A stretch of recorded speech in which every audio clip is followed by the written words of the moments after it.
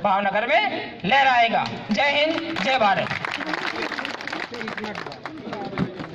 अब मैं हमारे राष्ट्रीय सहायक महामंत्री अविनाश जी से आग्रह करूंगा कि वो ज्यादा से ज्यादा इस समय में जितना बता सके मेरे ट्रक मेंटेनर साथियों को बताए, समय को ध्यान में रखते हुए, क्योंकि 2:30 बजे ट्रेन है, इसलिए 2 बजे इनको खाना खाने की छूट दे दी जाएगी।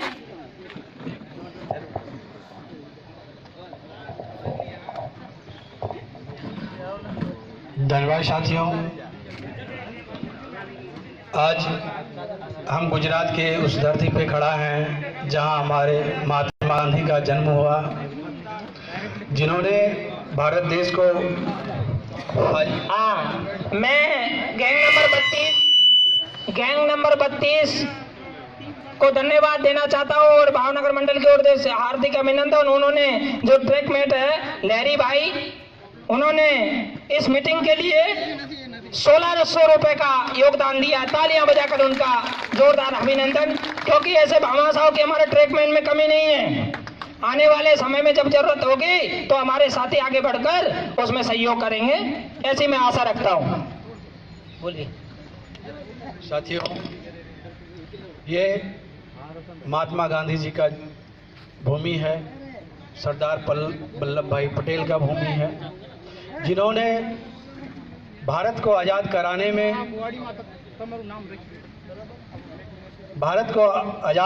में अहम भूमिका निभाया। मैं इस धरती को नमन करते हुए आप सभी साथियों को, all India railway track maintain union के पदाधिकारियों को, वेस्टर्न रेलवे ट्रैक मेंटेनेशन के सभी पदाधिकारियों को धन्यवाद देता हूँ। साथियों, आज जब मैं यहाँ बैठा था तो सामने से मैं देखा एक साथी हमारा 5-6 कुर्सी अपने सिर पे उठाकर ला रहा था और उसके चेहरे पे बहुत खुशी थी और मुझे लग रहा था कि जैसे आज़ादी के लड़ाई लड़ने के पहले हमारे सेनानी अपने गोला बारूद जमा करते हैं, वही मंजर वैसे सामने दिख रहा था और उनके चेहरे पे खुशी थी। यही जब मीटिंग फेडरेशन का होता है, मान्यता प्राप्त यूनियन का होता है और हमारे सुपरवाइजर के द्वारा दबाव डालकर उस मीटिंग की व्यवस्था के लिए हमारे गैंगमैन साथी को भेजा जाता है, तो उसके चेहरे पे ये खुशी नहीं दिखती है। इसका मतलब साफ है कि हमारे इस एसोसिएशन में, हमारे इस यूनियन में जो लोग जुड़े हुए हैं, तन मन धन से जुड़े हुए हैं, इसमें कोई शक की बात नहीं है। साथियों, ये पोरबंदर की पहली मीटिंग है और ये भावनगर में मैं तीसरी बार आया हूं और मैं कोशिश करता हूं कि भावनगर हो या कोई भी मीटिंग ऑल इंडिया के अंदर हो, मैं उसमें जाऊं और ज़्यादा से ज़्यादा मीटिंग अटेंड कर पाता हूं। साथियों, हम भारतीय रेलवे का अंग हैं, आपको समझना होगा और ये भी समझना होगा कि आखिर क्या जरूरत है आपको इतनी कठिन काम करने के बाद एक छुट्टी का मौका, एक रेस्ट मिलता है और मीटिंग में आप बिता देते हो, जहां आपको कोई सुविधा नहीं मिलती, कोई स्पेशल छुट्टी नहीं मिलता। और जब आप एसोसिएशन के जो मान्यता प्राप्त यूनियन के मीटिंग में जाते हो, वहां तो कम से कम ऑफिस से यह बोलकर भेजा जाता है, भाई आधा काम के बाद आपको काम नहीं करना है। ये सुविधा आपको मिलती है और फिर भी आप नहीं जाते हो, और ये सुविधा यहाँ नहीं है उसके बावजूद भी आप आते हो। ये बहुत बड़ी संकेत है उस मान्यता प्राप्त यूनियन के लिए, उस संगठन के लिए कि 2019 का चुनाव उनके लिए आसान नहीं होगा। साथियों, 16 अप्रैल 1853 जब बोरीबंदी से लेकर थाने तक 34 किलोमीटर मात्र गाड़ी चली थी, हमारी रेलगाड़ी मात्र 34 किलोमीटर चली थी और इसमें कुल 400 यात्री को यात्रा कराया गया था, जिसके लिए 3 इंजन की आवश्यकता हुई थी। आज रेलवे का विकास इस कदर हुआ कि आज भारतीय रेलवे 1,21,407 किलोमीटर में फैला हुआ है। रेलवे में विकास हुई है। रेल नेटवर्क देखें 67,308 किलोमीटर भारतीय रेलवे नेटवर्किंग में फैल गया है और ये दुनिया का चौथा रेलवे है और वो भारतीय रेलवे है। साथियों, ऐसा नहीं है कि कुछ भी नहीं बदला। इन 165 साल में आप देख लें, हमारे गैंगमैन, आज का ट्रैक मेंटेनर जो पहले पटिया वाला कहलाता था, जिसको बारामासी भी बता रहे हैं, ये झुंड में काम करता था, इसका नाम गैंगमैन बोला, चूंकि ये गैंग में काम करते थे। नाम बदला, समय आया और बदलाव आया, इसका नाम अंग्रेजी नाम दिया गया, वो हुआ ट्रैकमैन। फिर न एडवांस हुआ समय के साथ, आज हम लोग 21वीं सदी में ट्रैक मेंटेनर हैं। मैं आपसे सवाल करता हूं, आप देख लें, लॉर्ड डलहौजी जो अंग्रेज था, उन्होंने जो पारी पंजा सबल थमाया था, आज देखो 165 साल में भी ये हटा है? नहीं हटा है। जब ये आप सवाल उठाएंगे तो आपके पदाधिकारी जो सुपरवाइजर है, एसएससी है, वो सवाल खड़ा करेंगे कि गैंगमैन काम करने के बजाय नेतागिरी करने लगा है। अरे भैया ये बताओ, स्टीम इंजन आज हाई स्पीड ट्रेन चला रही है, स्टीम इंजन छोड़ के आप कहां आ गए हाई स्पीड ट्रेन तक? आज बुलेट ट्रेन की कल्पना कर रहे हो, तेजस जैसी गाड़ी गुजर रही है और हमको कहते हो उसी पारी पंजे से आप ट्रैक मेंटेन करो। फिर भी हम अपने सीने पर ट्रेन चलाते हैं उसी पारी पंजे से, और तेजस जैसी गाड़ी फुल स्पीड में जाती है। जो गाड़ियां आप पहले का एवरेज स्पीड देखिए 40 से 50 नहीं होता था, आज 70 का है।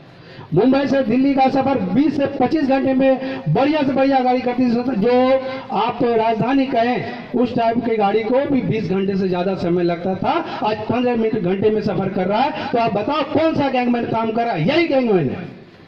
और सवाल आप खड़ा करते हो गैंगमैन काम नहीं करता है, पढ़ा लिखा आ गया। साथियों, आप देख लें, आज हमारा गैंगमैन पढ़ा लिखा है, राजनीति करता है, और मैं भी करता हूं, एक्सेप्ट करता हूं। क्यों? जब भारत आजाद हुआ तो संविधान बनाया गया, संविधान में मौलिक अधिकार दिए गए और कुल मौलिक अधिकार 7 दिया गया था, जिसमें 1978 में 44वां संशोधन हुआ और बोला गया जो धन का, संपत्ति का अधिकार वो कानूनी अधिकार होगा, फिर 6 अधिकार आपका मौलिक अधिकार बचा। उसका पहला अधिकार ये कहता है देश के हर नागरिक को समता या समानता का अधिकार है। यदि है तो बोलो गैंगमैन को समानता का अधिकार मिला है? नहीं मिला है। दूसरा, देश के हर नागरिक को स्वतंत्रता का अधिकार है। क्या आपको स्वतंत्रता का अधिकार है?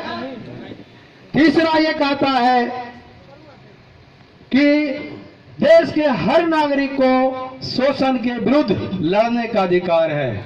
क्या आपको मिला था आज से पहले? नहीं। अंग्रेज पूरे देश को गुलाम रखा था, पूरा देश गुलाम था, देश का हर नागरिक गुलाम था। तो हम मान लेते हैं कि हमारा गैंगमैन भी गुलामों की जिंदगी जीने के लिए मजबूर था। आप देखें 15 अगस्त 1947 को भारत देश आजाद हो गया, लेकिन गुलामों की जो जिंदगी जीने के लिए मजबूर हमारा गैंगमैन आज भी है, इसके लिए कौन जिम्मेवार है?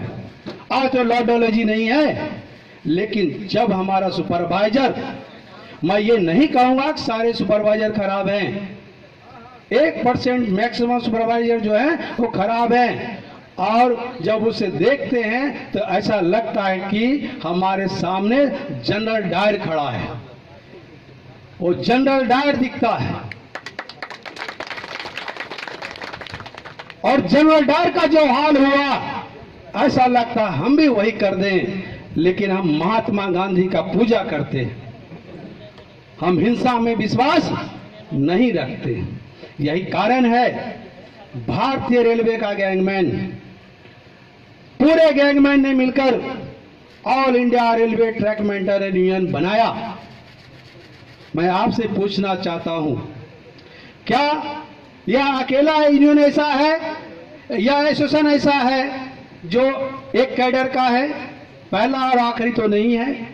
आप देखें, स्टेशन मास्टर का एस्मा है, गार्ड का है, ड्राइवर का एलआरसा है, एसएनटी का है, सीएनडब्ल्यू का है, पीसीसीसी का है। आप बताओ, किसी भी यूनियन को कोई तकलीफ हो रही है? क्यों नहीं हो रही है? क्योंकि वो जानता है ये लोग एक होकर भी उसका कुछ बिगाड़ नहीं पाएगा। लेकिन उसी रेलवे का सबसे ज्यादा शोषित, सबसे ज्यादा उपेक्षित, सबसे ज्यादा मूलभूत अधिकारों से वंचित गैंगमैन जब अपना अलग एसोसिएशन बनाया, अपना अलग यूनियन बनाया, आप देख लें, जो मान्यता प्राप्त यूनियन का नेता फौज दिया करता था मान्यता का, आप उनको जाके देख लो, उनको एसी में भी पसीना आना शुरू हो गया है। क्योंकि वो जानता है गैंगमैन पूरे भारतीय रेलवे का 50% है, 50% अकेला गैंगमैन है। जब यह एक हो गया तो 50% बचे हुए वोट में कभी भी दो यूनियन को मान्यता मिल सकती है? क्यों नहीं मिल सकती है? टेक्निकल बात समझिए।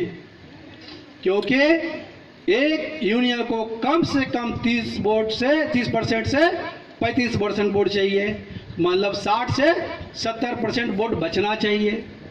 लेकिन अकेला 50% गैंगमैन है। तो मैं एक जरूर कहूंगा, हमारे साथी ने बोला कि भाई हमारा गैंगमैन दूसरे का झंडा पकड़ रहा है, ये जा रहा है, आ रहा है। मैं इन सारे मुद्दों में नहीं पड़ता, क्योंकि मुझे मालूम है जिस दिन मान्यता का चुनाव होगा, जब हमारा गैंगमैन वोटर बॉक्स में पहुंचेगा, बैलेट पर मोहर मारने के लिए पहुंचेगा, उसको सुपरवाइजर की गाली, घर का काम, अपसेंट, छुट्टी सब याद आएगा। वो चाहे न चाहे सुपरवाइजर की गाली नहीं बोलेगा और all India railway track maintenance को वोट करेगा, गैंगमैन को वोट करेगा। जिंदाबाद जिंदाबाद जिंदाबाद जिंदाबाद जिंदाबाद। मैं जानता हूं इन